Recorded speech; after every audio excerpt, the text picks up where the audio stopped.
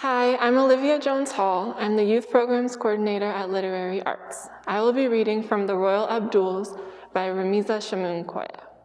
Ramiza was the Youth Programs Director at Literary Arts until 2020, during which time she took medical leave and she passed away in June from cancer. When she was working here, she was happy, she was kind, she was funny. She was really passionate about her work. She was my boss and a mentor and a friend. And I always remember she looked really beautiful in purple. So that's a fact for you. I'm going to be reading from chapter 3 of her book, The Royal Abduls, which is about a Muslim American family in Washington, D.C., navigating America in the post 9/11 atmosphere. The scene takes place at the main character, Amina's nephew's school, where he's asked her to come talk to his class about herself and some time that she spent in India. A couple of weeks later, Amina arrived at Omar's private school a few minutes early for her presentation. She stood at the door in the back of the classroom, pushing her hair off the hot back of her neck while the teacher finished her lesson on democratic principles. Amina had first put on jeans, then traded them for khakis, but they were too loose to look actually professional, and she had already sweated through her button-up. The school was a fairly exclusive one, the opposite of the scruffy public schools she and Omar's father had attended. Omar's classroom was bright and neat and new, and the students sat in groups rather than rows. "Who exactly gets to vote in a democracy?" the teacher asked. Omar raised his hand from a front table, his eyes bigger than ever, his chin raised in eagerness. To Amina's astonishment, he answered using a heavily applied Indian accent. "It is depending," he began, "on which period in history we are speaking of." Amina peered at him. He was second generation, born in America with a white mother and a father who had never spoken with an ethnic inflection in his life. Omar was speaking like his grandparents, like Amina's parents, like a real, bona fide, not raised in the States or maybe even just recently arrived Indian.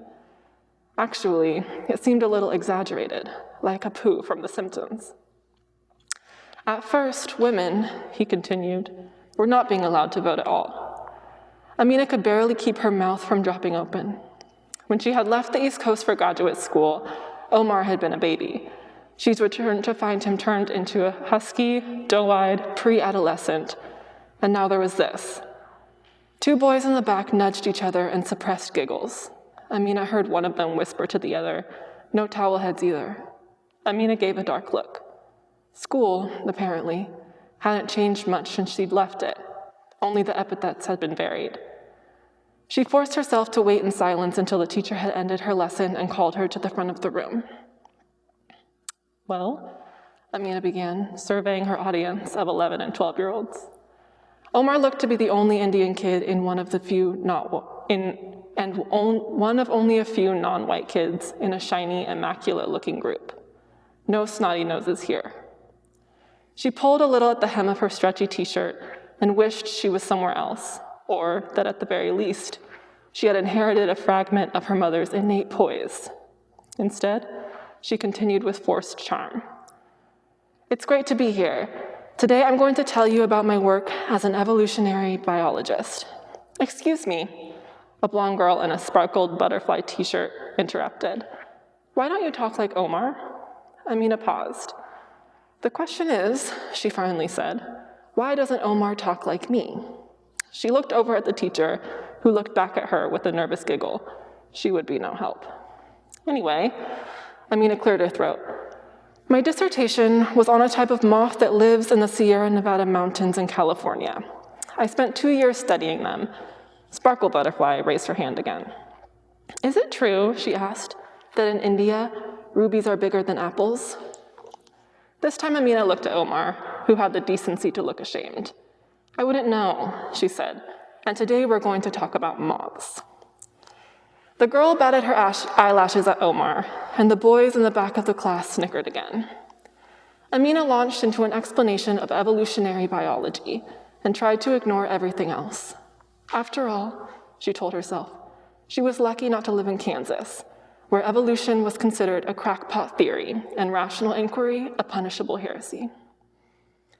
After her presentation, Amina waited around for the finish of the school day so she could take Omar home with her. As a first-year postdoc, she didn't yet feel like a proper representative of science, and she was pretty sure her presentation had been less than inspirational. She wandered the school halls with a mixture of nostalgia and nausea. She hadn't fared any better in public school in Ohio than Omar seemed to be faring as a privileged kid in cosmopolitan DC. The difference seemed to be that while she had always resented being the odd one out, the brown, brainy kid, Omar was exoticizing his own self, and this she did not like to see.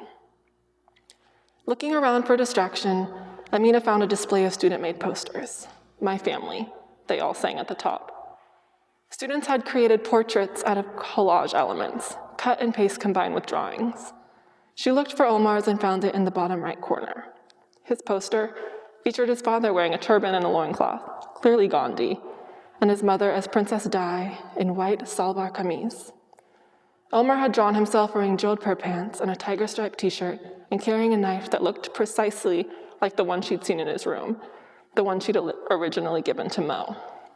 "The Royal Abduls, an Indian dynasty," it read along the bottom. Oh dear, she thought. She wondered if Mo knew. He'd had his own Indian royal fantasy phase, mostly centered around building model palaces, the likes of which their ancestors would have never come near. It had been his one acknowledgement that he was Indian, or at least the only one she could remember. At 2:55, a bell rang, and Amina headed back to Omar's room with relief. The students came out all in a rush at first, but a steady line. When she didn't see Omar emerge, she pushed past the last of them and went into the room. He was there with the blonde butterfly girl, and he seemed to be promising her jewels from his ancient princedom in the far north of India, and his accent was on.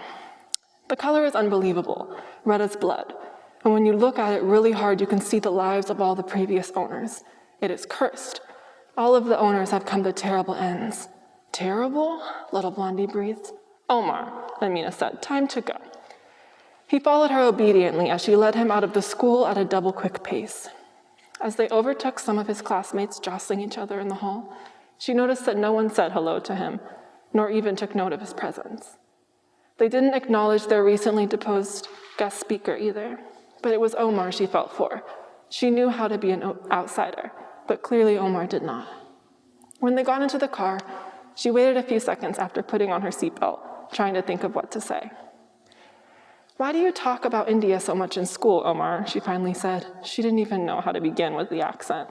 He shrugged. "Did you learn those things from your mom and dad?" He finally looked up at her with beseeching eyes. "No, they never tell me anything." His accent was American again. "Maybe you could, because you've been to India?" She nodded as if this made sense. She'd been to India once, after college, to the wedding of a former roommate that was held in Delhi. She had seen almost nothing outside of Tara's house and an endless mob of strangers. She had felt invisible, untethered, and gilded stiff in her borrowed sari. "We'll see," she said. "In the meantime, try not to make things up, okay?" He nodded with downcast eyes, and she pulled out of the parking space and started for home. The drive from the school to Amina's apartment was short and silent. When they arrived, she gave him a brief tour of her 3 rooms. She cleaned the bathroom and hid in her cigarettes and ashtrays and tried to buy food he might like. She left her computer out in the living room because the grasshopper report for the annual meetings was due on Monday, and she still hadn't finished it. She'd spent the last days cursing her luck, or Chris's intent, and making little progress with the actual writing. Why she'd agreed to be entrusted with a child? Amina's work was with insects, and that was no coincidence. She hated the way adults became willfully naive around children, cooing and pampering, plying them with sugar and indulging them in utter indifference to the obvious knowledge that the world was a feral, hostile place. Still, though she wasn't becoming a nurturer overnight, Amina was trying. It was in a way too bad that she wouldn't be able to take him to the cricket game because she knew that at least was something Omar really wanted. But Amina had to finish the report, which expanded in scope every time she gave a draft to Chris for feedback. She didn't want to see Anjali anyway, and Omar would be better off with a friend his own age. Marcy called from the Keys just around the time Amina's house tour came to an anticlimactic end.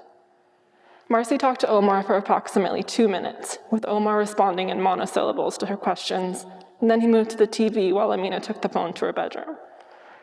"So everything's going okay?" Marcy asked Amina again. "Yep, so far nothing's broken and nobody's crying." When Marcy didn't say anything, she changed tack. "How is Florida?" They chatted for a few minutes, and then Amina finally decided to ask, "Have you noticed anything about Omar's speaking voice?" "Oh my God, is his voice changing? But he's so young." No, Marcy, no, I mean, have you noticed the accent?" "What do you mean an accent?" "Like a Northeastern accent? Like ka instead of car? Or Southern?" Marcy sounded horrified. She herself had eradicated all traces of Southern accent in the first year her family had lived in Ohio. Never mind, I'm probably imagining it. Amina wondered if it was his school voice, and if so, how long that had been the case. Amina hung up the phone, and then she and Omar sat for a few minutes in silence. She hardly spent any time with children, ever, or at least not since she'd been one. In graduate school, those with and without kids achieved natural separation, born out of different sleeping schedules and financial obligations and potential for emergency. The people with kids were strangers to her. She had not been able to imagine herself as one of them. Matt thought this a terrible fault. Unforgivable, actually. When he'd said he wouldn't move with her, she hadn't fought him. She had thought that she loved him, but some part of her must have wanted to be free. And now what to do? A movie would be fine, but they only lasted 2 hours. She could take him out to eat, maybe for Mexican or Ethiopian or something, or Indian. She congratulated herself on the idea and phoned for reservations at the Cheetah and Monkey, a place she'd been to when she first arrived. She could explain to Omar to say masala, not curry, and how to pick up food with just naan in your hand, and how in India, a pickle wasn't made of cucumber. Instead of talking nonsense, she would teach him something that his parents and grandparents hadn't bothered to. Omar still hadn't said anything. There were just 2 hours before dinner. She didn't have an extra room, just a futon in the living room, so she couldn't even send him away to read or do homework. Instead, she turned on the TV. "Do you like CNN?" she asked, and he gave what seemed a genuine nod. They watched a program on terrorism in Indonesia and ate potato chips. She decided it was a success. Thank you.